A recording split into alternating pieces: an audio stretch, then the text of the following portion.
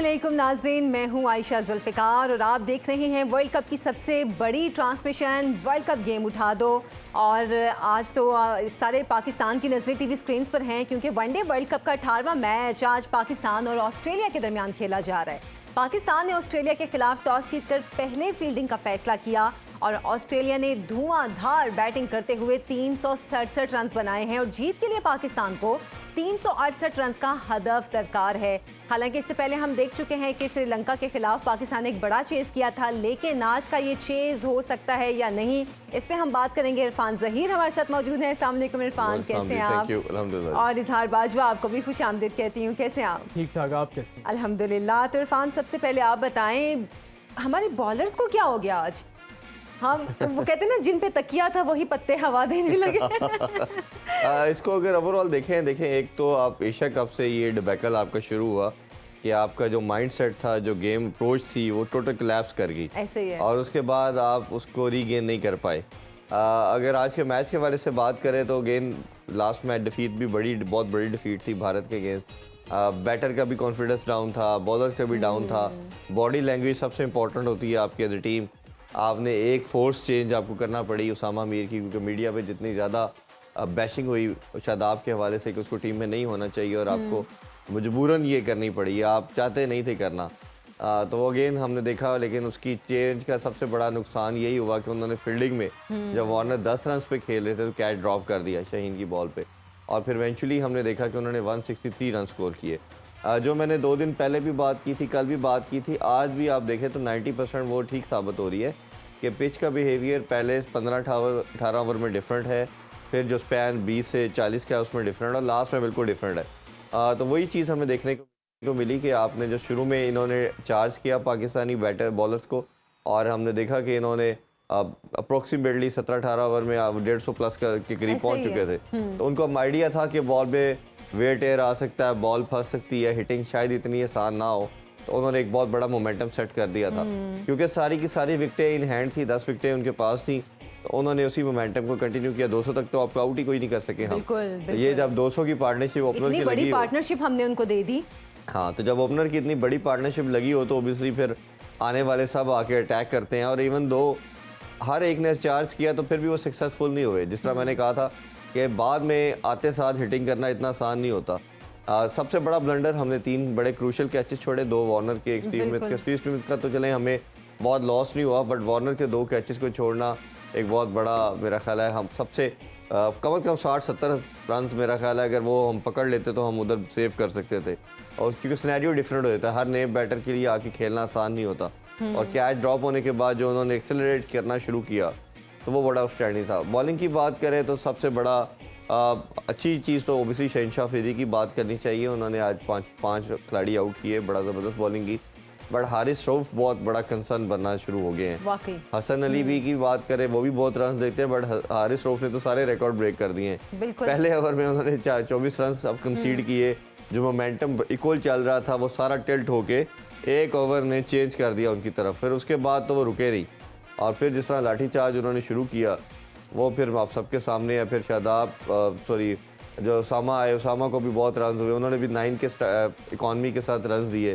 तो ये मेरा ख्याल है सारी चीज़ें ओवरऑल परफॉर्मेंस देखेंगे, एक्सेप्ट हम शाहीन का स्पेल निकाल दें तो हर चीज़ ही हमारे अगेंस्ट गई, हर चीज़ ही बुरी हुई। किसी बॉलर ने अप टू मार्क बॉलिंग नहीं की। बट कहीं कैप्टन की भी मैं थोड़ी बात करना चाहूँगा कि बाबर के ऊपर भी क्वेश्चन मार्क, जो हम बार बार बात करते हैं, गेम अवेयरनेस नहीं जब आपके पास होती तो ब्लंडर करते हैं। बिल्कुल। आप देखें 4.37 की इकॉनमी से बॉलिंग करवाई इफ्तिखार ने, आपने पूरे ओवर नहीं किए। नवाज की 5 की थी, आपने उससे भी 7 ओवर करवाए। तो जो बॉलर आपके अच्छी बॉल कर रहे हैं, अनटिल अनलेस उन पर अटैक नहीं हो रहा तो आपको एटलीस्ट उनके साथ जाना चाहिए। बिल्कुल साथ जाना चाहिए। अच्छा इजहार, एक मुझे मैच की कुछ याद आ रहे हैं कि हसन अली ने एक कैच छोड़ा था एक मैच में एक मरतबा। सोशल मीडिया पर उनके खिलाफ बहुत लोगों ने बोला था, मीम्स भी बहुत आई थी, लेकिन आज और अब तक जितने भी मैचेस हुए हैं पाकिस्तान ने खेले, हमने देखे इनसे तो कैचेस ही नहीं होते हैं। ये क्या मतलब, इनकी पूरी प्रैक्टिस नहीं है, पूरी तैयारी नहीं है हमारी टीम की? लेकिन this is a very serious cause of concern. आप इंटरनेशनल लेवल पे वर्ल्ड कप खेलने जा रहे हो, और उसमें और कैचेस भी कोई बहुत मुश्किल नहीं थे, बहुत मुश्किल नहीं है, बड़े रेगुलेशन कैचेस थे। And at this level, at this stage, you are expected to take them being international cricketers. और जब आप इस तरह का कैच छोड़ते हो तो ना सिर्फ आपकी टीम पूरी टीम इस तरह की कैच ड्रॉप करने से डिमोरलाइज हो जाती है, बल्कि जो दूसरी टीम है उसमें बहुत ज़्यादा कॉन्फिडेंस आ जाता है। वो समझते हैं कि उनको एक बूस्ट मिल जाता है और एक नया चांस, उनको नई लाइफ मिल जाती है, तो वो और एग्रेसिव होकर खेलने। जैसे हमने वार्नर को देखा, वार्नर का जब उसामा मीर ने कैच छोड़ा उसके बाद वो और ज़्यादा एग्रेसिव हो गए, इसकी बजाय वो कॉशियस होते। फिर अगर आप इस तरह के ग्राउंड में जो एक बहुत ही बैटिंग पिच है, ग्राउंड भी छोटा है जहाँ पे 55 से 60 मीटर की बाउंड्री है, बहुत ही छोटी बाउंड्री है और फ्लैट बैटिंग पिच है, उस पर आपके फील्डर्स ने आपके बॉलर्स को सपोर्ट करना होता है। और आपको अगर कोई रेगुलेशन कैच, इवन कोई हाफ चांसेस मिले, आपने उसको ग्रैब करना होता है। जब आप इस तरह का कैच छोड़ते हो तो बॉलर्स बड़े उससे डीमोरलाइज होते हैं। और मेरे ख्याल में जो उसामा मीर ने कैच छोड़ा है उसका वार्नर का शुरू में शाहीन शाह अफरीदी की बॉलिंग पे, उसका इम्पैक्ट उनकी बॉलिंग पे भी आया। वो साइकोलॉजिकली शायद उस चीज़ से निकल ही ना पाए कि उन्होंने वार्नर को एक बहुत इंपॉर्टेंट चांस दे दिया। और वो नज़र आया कि वो शायद ही was trying to make up for that mistake throughout his bowling. और उन्होंने बहुत ही विविड बॉलिंग थी और हम एक्सपेक्ट कर रहे थे कि शायद उनके आने से, क्योंकि रेगुलेशन लेग स्पिनर है, पहले हम एक ऑलराउंडर को एज ए स्पिनर खिला रहे थे, एक फ्रंट लाइन स्पिनर हम लेके आए हैं जिसका टीम में मेन रोल ही एज ए स्पिनिंग बॉलर है। शायद पाकिस्तान की बॉलिंग लाइनअप में बेहतरी आएगी, लेकिन उनकी बॉलिंग बड़ी मायूस किन रही। साथ ही साथ हारिस रऊफ की बड़ा ही एक मिस्ट्री है, समझ नहीं आ रहा कि क्या इतना बेहतरीन ये बॉलिंग कर रहे थे एशिया कप तक। उसके बाद से जो एशिया कप और इंडिया में आके, वर्ल्ड कप में आके पता नहीं क्या हो गया है कि एक अच्छी खासी धाक होती थी कि हारिस रऊफ जो ऑपोजिशन के ज़हन में अच्छी खासी धाक होती थी। शुरू में मैंने यही कहा था हमारे बॉलर्स को क्या हो गया, क्योंकि मैं उस धाक की वजह से कह रही थी, इतनी बड़ी धाक थी हमारे बॉलर्स की, लेकिन अब क्या हो गया इनको? वही उसको अगर हम थोड़ा डीपली शायद एनालाइज करें तो शायद जो नसीम शाह की एब्सेंस है, उससे नसीम शाह और शाहीन शाह ने एक ऑलरेडी अच्छा स्टार्ट दिया होता था। और जब Haris as a first change आते थे तो उसको कैपिटलाइज करके वो विकेट्स लेते थे।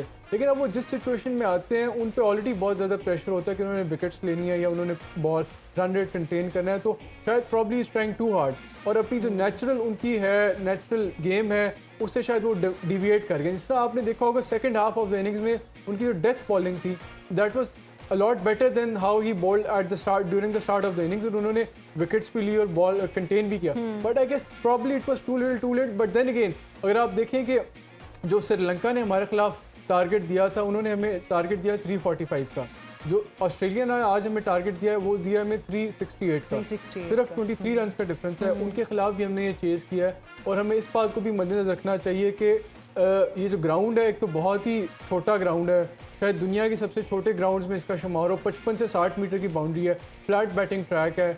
और इसमें मेरे ख्याल में तो पाकिस्तान के लिए इंपॉर्टेंट है कि they should try to stay for as long as possible in the game.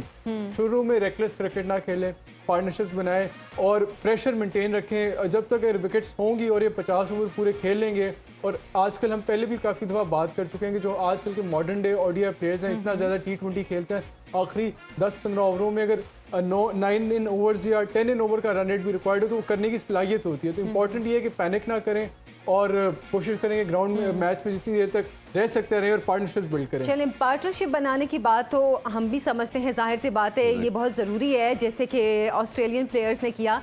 लेकिन इरफान, जैसे कि अभी इजहार भी बात कर रहे थे कि श्रीलंका ने 345 का हमें दिया था चेस करने के लिए और अब ऑस्ट्रेलिया ने 367। मेरा ख्याल है ये 20 रन 22 रन भी बहुत ज़्यादा है हमारे लिए। हाँ देखें, आइडली तो मेरा ख्याल है जो चेजेबल टारगेट हो सकता था जब Pakistan was looking for that, वो 300 से 325 के इन बिटवीन कहीं सोच रहे थे कि इतना ग्राउंड और सारी चीज़ों को कंसिडरेशन में रखते हुए हमें ये इतने तक रिस्ट्रिक्ट करना चाहिए। तो मेरा ख्याल है जो हम सोच रहे थे उससे कोई कम से कम 40-50 रन तो ऊपर बना गए हैं वो। दूसरा, अगर हम ऑस्ट्रेलिया का स्टार्ट देखें तो ये डेफिनेटली जिस तरह का स्टार्ट था और जिस तरह की ओपनिंग पार्टनरशिप थी, दे वर एमिंग फॉर 400 प्लस, तो वो भी 30-40 रन जो है अपने जो उनका माइंड सेट था उससे कम बनाया उन्होंने, ठीक है। तो they were looking for 400 plus definitely. अब उसी के चक्कर में जब उन्होंने चार्ज किया तो हमने सम हाउ कम बैक किया एंड में आके आखिरी 5-6 ओवर में। तो उसका फ़ायदा ये है कि हमने मोमेंटम, कई दफ़ा क्रिकेट में होता है आयशा कि मैच के अंदर जो मोमेंटम आप अपनी तरफ करते हो वो आपको कई दफ़ा पुल ऑफ कर देता है। जैसे कई दफ़ा होता है कि आपने सारा मैच अच्छा खेला होता है, लास्ट 3-4 ओवर में आपको बाउंड्रीज लग जाती हैं, तो बाउंड्रीज से क्या होता है कि आपका मोमेंटम दूसरी टीम में चला जाता है। जब वो बैटिंग या बॉलिंग के लिए आते हैं तो वो मोमेंटम कैरी फॉरवर्ड करती है। तो पाकिस्तान के लिए इस गेम में पॉजिटिव यही है कि एंड में हमने पुल ऑफ किया है, चीज़ें थोड़ी सी अपने कंट्रोल में की हैं। उसका फ़ायदा ये होगा 30-40 रन रोकने से कि हम we are still in the game, 60-40 तो कह सकते हैं हम कि 60% फेवरेट ऑस्ट्रेलिया है, 40% हम है, बट हम राइट ऑफ नहीं अभी हुए। अगर ये 400 हो जाता तो ये फिर 90 या 10% पे आ जाना था, या 95 पे 5% पे आ जाना था। तो 30-40 रन बचाने से we are absolutely in the hunt, हम we are in the game. Obviously world record ही होगा, जिस तरह पहले भी हमने ही बीट किया, ये रिकॉर्ड भी हमने ही बनाया, कर करके तो भी वर्ल्ड रिकॉर्ड होगा। But again having said that कि एक पॉसिबिलिटी जरूर अभी भी मौजूद है। लेकिन इरफान, क्या ड्यू फैक्टर है अभी इस हवाले से, कोई प्रेडिक्शन है? अभी तक तो ये न्यूज़ नहीं आ रही है कि ड्यू फायदा होगा इस ग्राउंड में ड्यू नहीं अभी आ रही, नहीं पड़ती होती है इस ग्राउंड में। जो अगर हम ऑस्ट्रेलिया की बॉलिंग को थोड़ा एनालाइज करें, जो उनके मेन फ्रंट लाइन बॉलर्स हैं, जिस तरह स्टार्क है, कमिंस हैं या हेजलवुड है, इन पे वो बहुत ज़्यादा रिलाई करते हैं।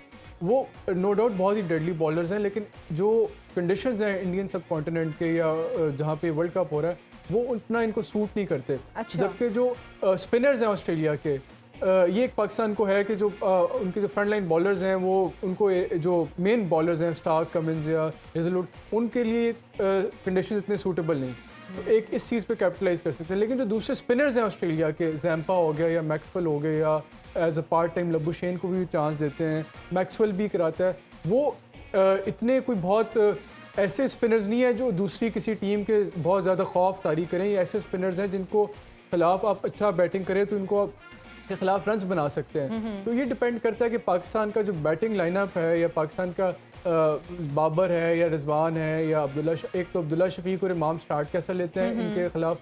और उसमें मेरे ख्याल में तो ये अप्रोच होना चाहिए कि रैश क्रिकेट ना खेलें, एक ऐसा ग्राउंड है जिसमें अगर आप मेरिट पे शॉट खेलें, लूज बॉल्स को ऊपर रन्स बनाएं और रेकलेस क्रिकेट ना खेलें, तो फिर भी आप मतलब ज़्यादा इंपॉर्टेंट ये है कि पार्टनरशिप बनानी पड़ेगी, उसके बगैर गुजारा नहीं होगा। पार्टनरशिप बहुत इंपॉर्टेंट है, उसमें एक चीज़ आपको चांस लेना ही पड़ेगा किसी एक बैटर के साथ। और मेरी नज़र में आप नवाज के साथ या उसामा मीर में से किसी एक के साथ आप पिंच हिटर के तौर पे भेजना पड़ेगा। अगर आपके ओपनर दोनों में से कोई एक आउट हो जाता है तो क्योंकि आपको 7 पॉइंट समथिंग के स्ट्राइक रेट रिक्वायर्ड है, तो जब आपकी एवरेज इतनी ज़्यादा आपको रिक्वायर्ड होती है तो फिर आपको चार्ज करना पड़ता है। तो हमारी जो पूरी टीम का कंपोजिशन देखे तो कोई भी पावर हिटर नहीं नज़र आ रहा, तो इफ्तिखार हम कह सकते हैं एंड में। तो मेरा ख्याल है कि पाकिस्तान को थोड़ा सा चांस लेना पड़ेगा। पावर हिटर भी कोई नहीं है, और हमारी बैड लक भी ये है इरफान कि हमने अब तक इस पूरे वर्ल्ड कप में कोई छक्का भी नहीं लगाया कि जिससे हमारे कोई अच्छे रन बन जाएं। बहरहाल प्रोग्राम का वक्त खत्म हो गया है, आप हमें इजाज़त दें, और पाकिस्तान की इनिंग्स अभी कुछ ही देर में स्टार्ट भी हो जाएंगी। तो दुआ करते हैं कि जिस तरह श्रीलंका का एक बड़ा स्कोर पाकिस्तान ने चेस किया था, आज ऑस्ट्रेलिया के खिलाफ ही पाकिस्तान ये स्कोर चेस करने में कामयाब हो जाए। मुझे इजाज़त दें, अल्लाह हाफिज़।